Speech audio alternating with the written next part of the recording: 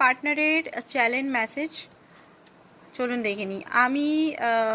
আমি মানছি আমার ইগো আছে, উনিও এখন মানছেন যে ওনার ইগো আছে। নেক্সট হচ্ছে আমি তোমাকে পেতে চাই, কি আছে দেখে নিই। আই লাভ ইউ আপনাকে বলছেন উনি।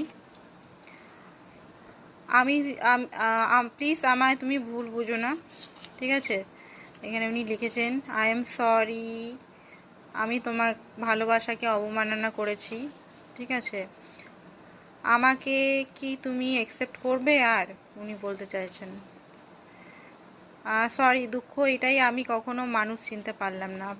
আপনার পার্টনার এটাই বলছে যে ওনার খুব দুঃখ, উনি মানুষ কখনো চিনতে পারেননি, সঠিক মানুষ। তুমি ছাড়া আমি অসহায়, আপনার পার্টনার আপনাকে বলছে তুমি আমার শক্তি। আচ্ছা, নেক্সট দেখিনি কি বলতে চাইছে।